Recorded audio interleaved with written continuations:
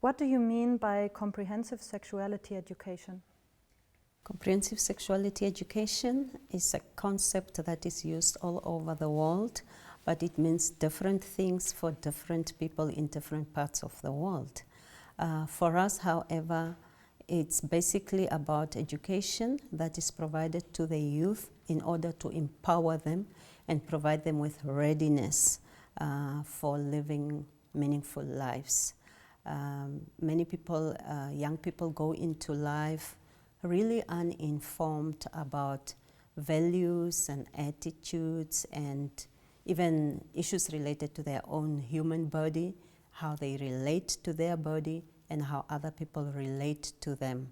And therefore, they need comprehensive sexuality education to be better prepared to manage their own lives and manage how they relate and socialize with other people. Why do we need comprehensive sexuality education in our classroom? Sexuality is an integral part of human life, and children and young people have the right to receive science-based and reliable information so that they can learn about their body, healthy relationships, consent, and body image, as well as puberty anatomy. For that, we need comprehensive sexual education because its content goes beyond reproduction and biology. It includes also emotions, health relationships, consent, gender orientation, gender equality. And why we need comprehensive sexual education in the classroom is simply because it helps us prevent and combat against sexual abuse, combat sexual abuse against children, sexual exploitation, violence, and of course by providing factual and non-stigmatizing information about gender and gender identities, gender orientation. It helps us prevent and combat homophobia, transphobia, and of course it can help us save lives in this sense.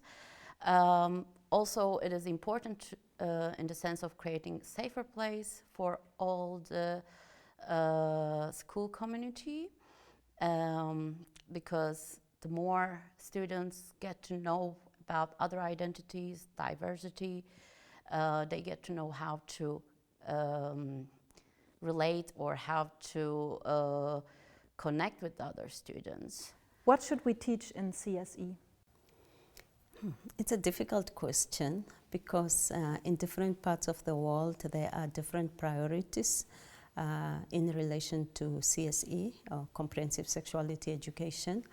But in most cases, we teach CSE under three main domains. One being personal life, where we teach young people about their own body, their own culture, traditions, and how they perceive themselves. And that includes things of self-image and self-esteem.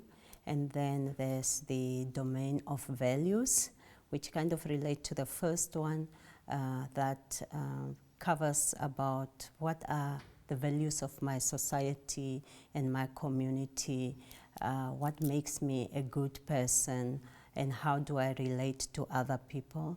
And we make them aware of the fact that I might have my own values, but if my values interfere with the rights of other people around me, then I might need to review my values.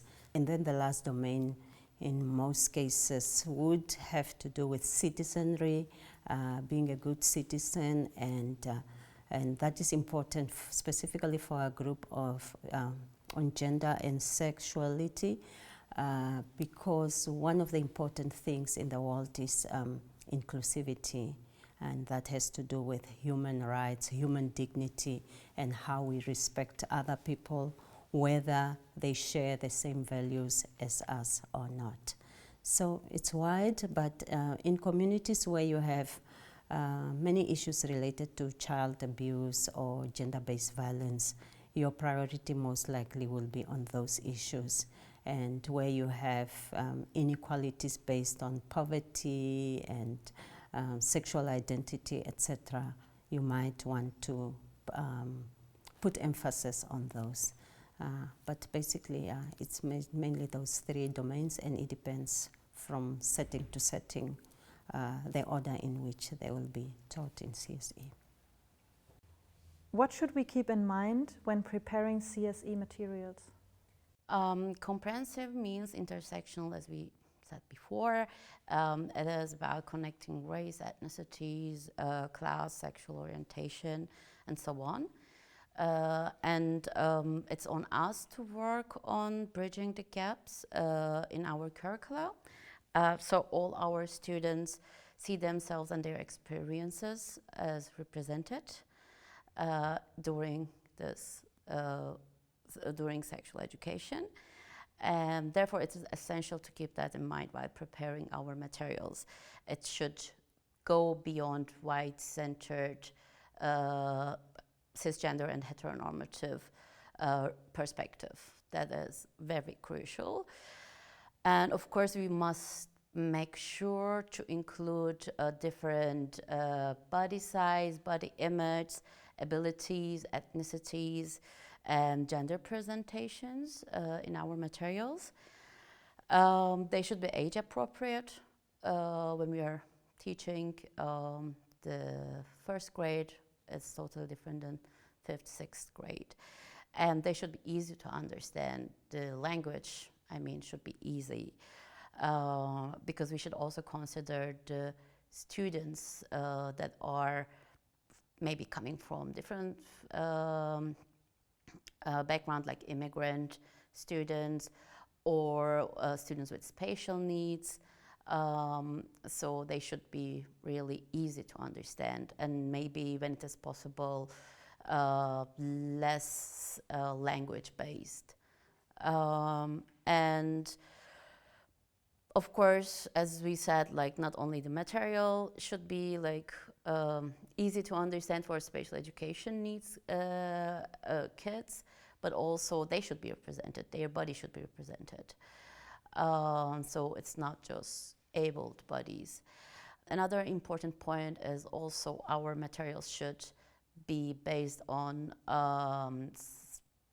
truth-based resources, scientific resources, because we are talking about many stuff that have actually in the society the society has a lot of assumptions and bias. So it's very important to support our materials with the resources. What role does diversity play in CSE? Diversity is actually the key point in CSE. As Zeynep has rightly said, CSE should be offered in a way that is inclusive of everybody, and that everybody finds themselves and their identity within what is being taught. The more we include all children or all young people, their backgrounds, their values, their cultures, their religion, the better, because then they will be able to relate to what they are being taught. So diversity is about human rights. Diversity is about acknowledging that everybody matters, and every child indeed matters. If we do not diversify our methodology, our material, our topics, we will not be able to reach the young people that we want to reach. The moment a child with special educational needs see that I'm never included in whatever the teacher is saying, everybody, they represent someone else, then they will definitely shut down. And our aim with CSE, as we have said in the beginning, is to reach everybody and to provide them with skills and attitudes that they need for life. And if we do not diversify, definitely we exclude, and that is definitely against our objective. Why does LGBTQI+ inclusion in CSE matter?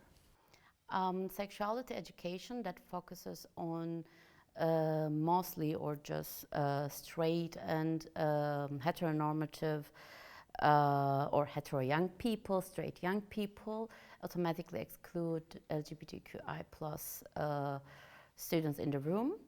And many LGBTQI plus young people do not learn what healthy relationship is, or what safe sex looks like, might look like for themselves in their cases, because they were basically not provided with the relevant information in the sexuality education they received, or they were not represented at all.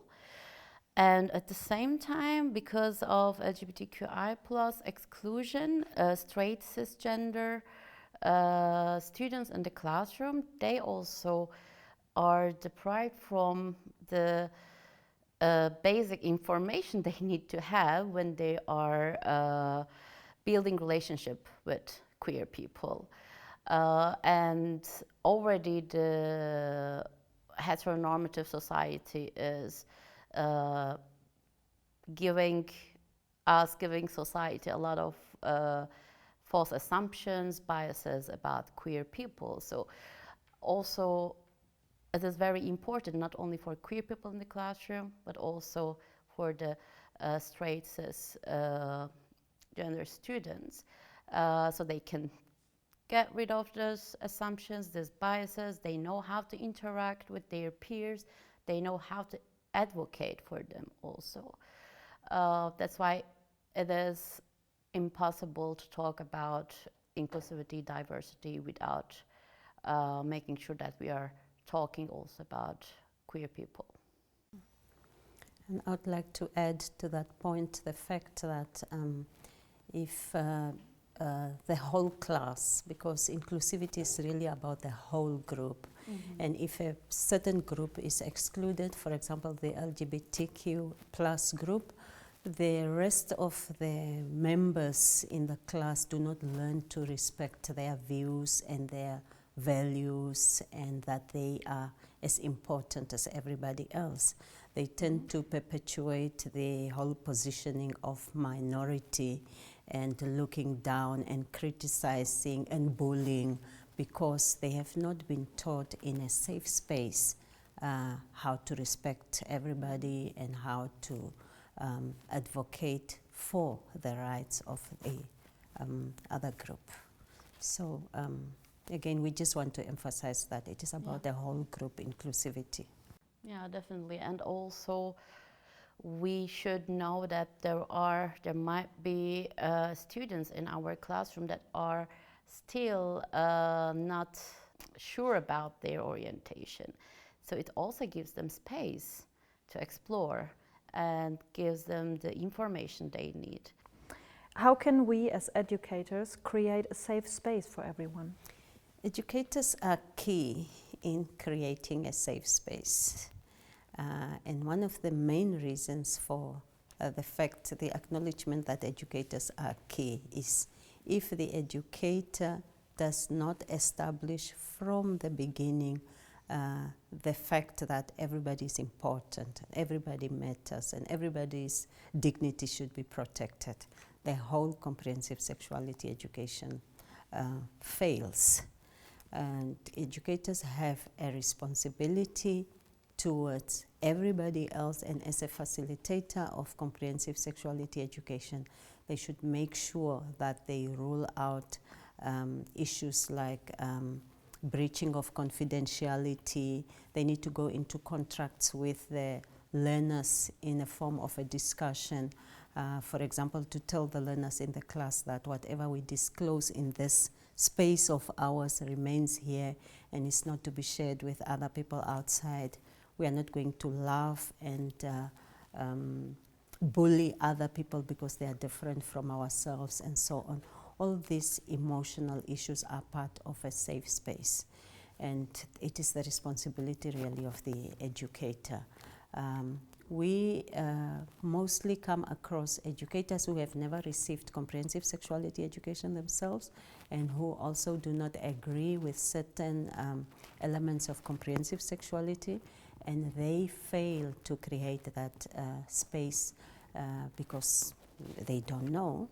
And it's important for educators to be educated through trainer programs, so that by the time they come into the space of being an educator, they have overcome their own fault lines and their own biases with regard to comprehensive sexuality education. If not, they really do more damage than good for the group, and again, that defeats our purpose for comprehensive sexuality education. And then the issue of space is not only emotional, it's also physical, the physical space in which you find yourselves, and you making sure that learners are comfortable within the space, whether they're sitting on chairs or whether they're sitting on the floor. Is it an environment that they can relate to? Are they happy to be there? Are there group activities that make sure that they as a group bond and share values and respect and things like that? So for me, it is very key that the educator is prepared and trained in order to do the right thing, so that they do not defeat the purpose of comprehensive sexuality education. Yeah, and I also want to add that when we talk about safe space, we think about a place that is like a bubble, like no bullying, no discrimination, nothing happens there. Actually, that is impossible, unfortunately. So what we need to do is to create as safe as possible, that like for the kids, for the students, and not only for the students, for also ourselves. We are also part of it.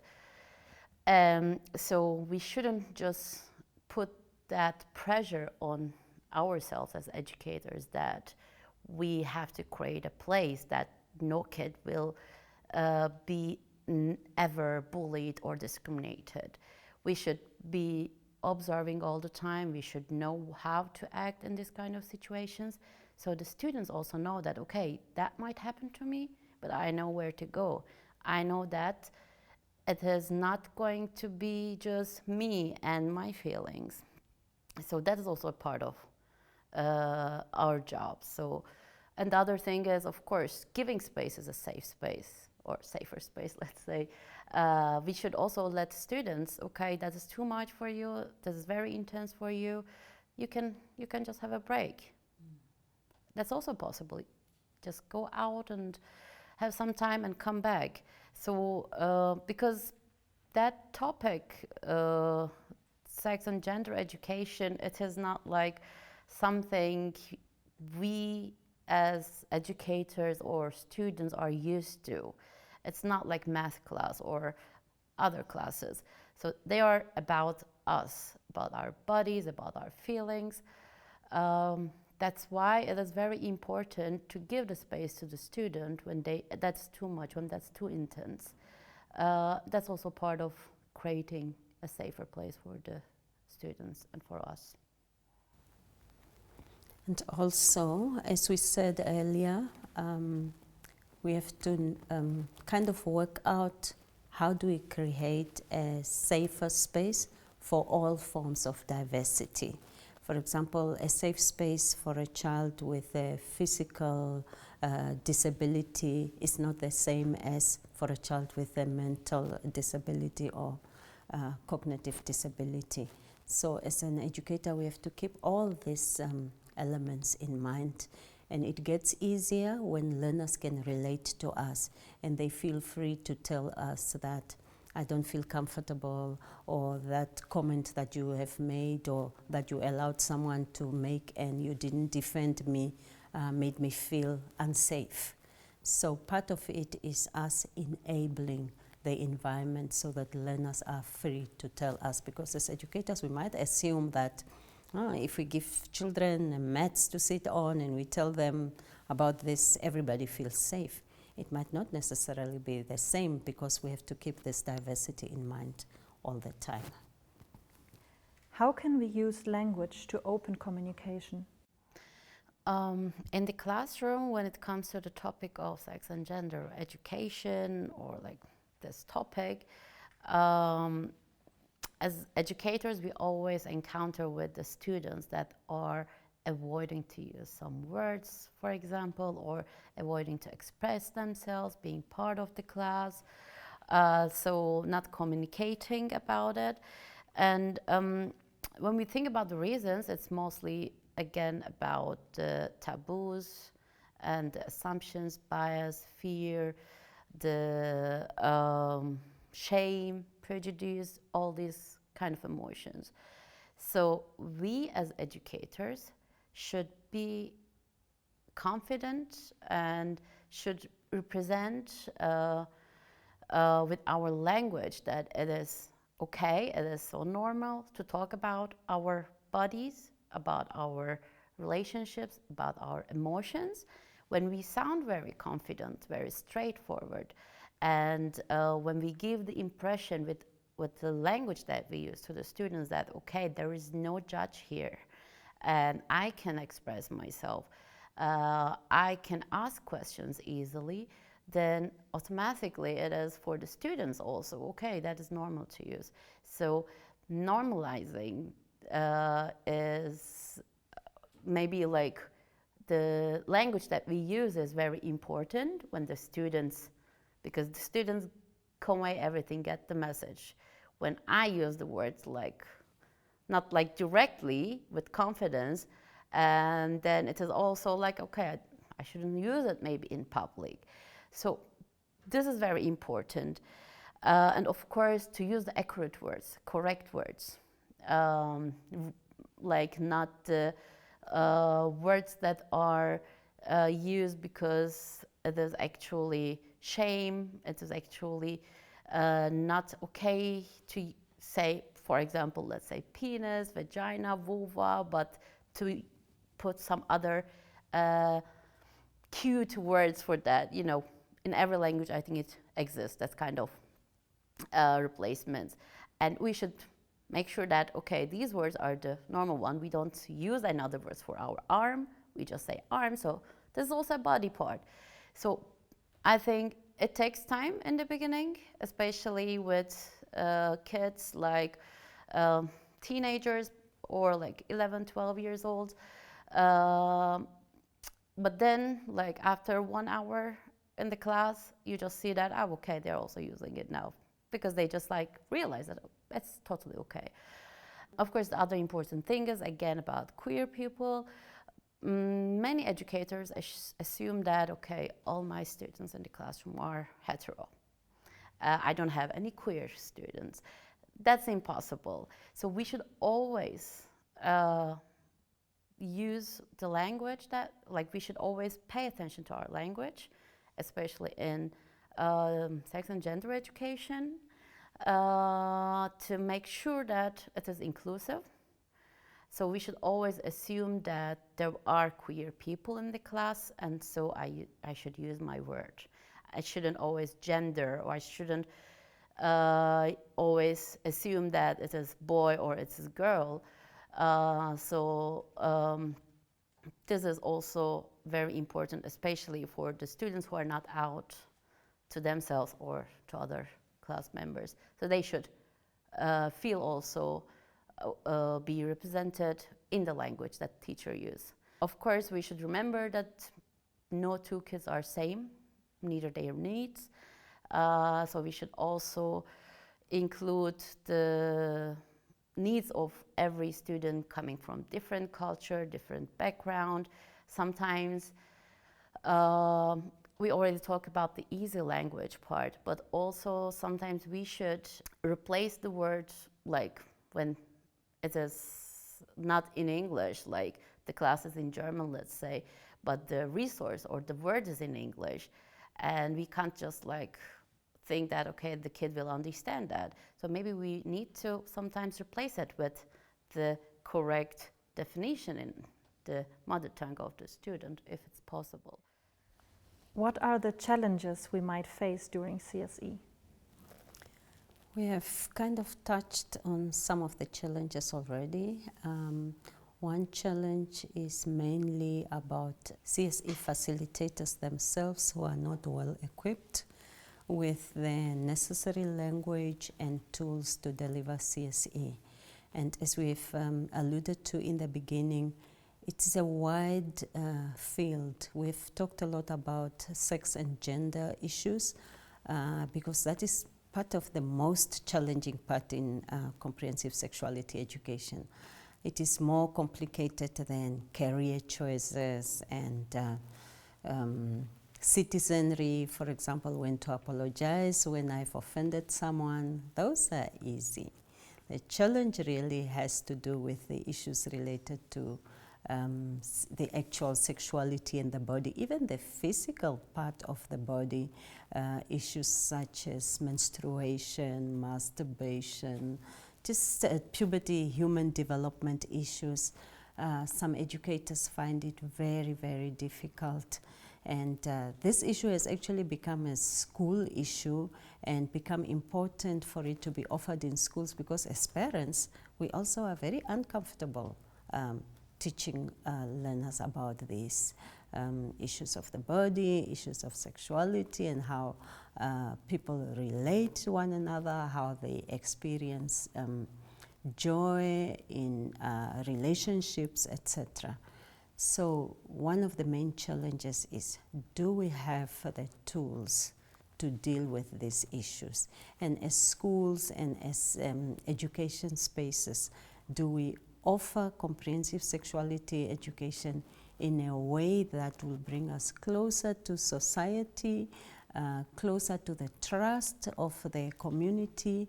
Can the society trust that we can do it in an effective way? Or will we push parents to say, no, I'm moving my child from that school because the teacher said they can use a condom, stuff like that. So it's really, the challenge is that bridge between us as education institutions, as schools and society, and us trying to gain the trust of the society in the way we deliver comprehensive sexuality education. And in most cases, parents do not approve, and they also do not provide the comprehensive sexuality education that the young person needs. So the young people are really left somewhere midway. They do not receive the information from home. The home also does not want to provide, does not want the school to provide this information. And that's why we think it's important that we develop materials that are easy to use for educators themselves, to empower them, for young people so that they can empower themselves or can be guided through the material. And we also at another level want to move into how can we help parents help the young people as they move from childhood to adolescence, right into adulthood. How can we be more inclusive of children from different cultural backgrounds? So children coming from different backgrounds, different cultures, especially the conservative ones that are that refuse to get the education, or they are told to refuse to get sexuality education, gender education. That's one of the handicaps and a challenge, let's say. And how can we include the students? We have a huge role as educators because we prepare the materials, we prepare the content, and our material, our content should be also prepared according, should be prepared to meet the needs of the students. The language variety is very important, or to get support from the NGOs is very important, or offering workshops, extra workshops for parents, maybe also with their kids or just the kids, is very important. So to provide more resources. And it's also important to make it very normal for the other students too. So it is not just like, okay, the students from different backgrounds, they have the problem. No, that doesn't exist. It is not like that. So it is okay to ask any question, and there is no shame in it. So the students should know, okay, we are all learning and we all have different needs, different questions in our minds. So it's okay when the other kid asks that question. The other important thing is, of course, to make them represented and also respected by other class members, by other adults in the school, we can say, and reflecting cultural, social, and ethnicity diversity is important. As an example, I can tell, like, when one of the students in our school first refused to get that, to attend sexual education program in the school, the reason was, obviously, this is not something that I should learn. I'm too young for that. And then there was the mom next to him, and he was telling to mom, yeah, okay, I don't want to go, just tell them that you're not sending me. And the mom didn't say that. And as a person who is coming from the same cultural background with that mom, so as a POC woman, I was not like just the educator, but also sharing the same values. I just talked to the mom about how important it is. I know it is a taboo. I know that it is not like very common in our culture, but I really feel the lack of it. I have felt the lack of that knowledge in my life, and that is the contents that we are talking about in the classroom, and that's why it is important. And then she understood that it was totally okay. And then I just gave a thought about it. I was like, what if a person, an educator with totally good intention, but totally, or like just white German woman said that to that parent, how it would be? Would she really understand it, or would she be offended? So I think it's really important to get the help from the NGOs, from the people, organizations that help or that work in this kind of topics with especially immigrants or with different cultures. That's a huge help, support for educators, for students, and for parents. And I think it's also important for the educators, facilitators to understand, to try, go that extra mile to gain an understanding on the different cultural diversity in their school, in their class, and not only about culture, but also, as we have said, about special educational needs that learners have, and allow the learners the space to talk about their backgrounds and their cultures and their limitations and the good things in their culture. That way the educator will be in a better position to manage the diversity than if they just stick to one homogeneous way and believing that after lesson 1 or lesson 2, everybody's now at the same pace. It's impossible. You always have to work on those kind of relationships to the diversities that the learners come with. And sometimes it's something as simple as a religion, that one learner in the whole class is Muslim, the rest are Christian, and one does not believe in anything else, and so on and so on. And we cannot ignore that one, because if we ignore that one person who's different, we are going to lose them. And as a facilitator, the teacher should know what are the values, what are the belief system of that one learner, and how do I bring them into the picture so that we are all at least know that we are not at the same level, but we respect that kind of diversity. Yeah. We should be expecting these challenges. We should be expecting the questions that would come from, or the reactions from the students that are totally away, like culturally, or from the family background against that topic or away from that topic. We should be expecting that, and then we should prepare ourselves. We should prepare our reactions. So we shouldn't be surprised, oh, I was not expecting a student to say, in our family we don't talk about sex. That's going to happen. So how should we react? We should, or how should we keep the conversation later? These are the things that we should also think and be prepared for. Thank you.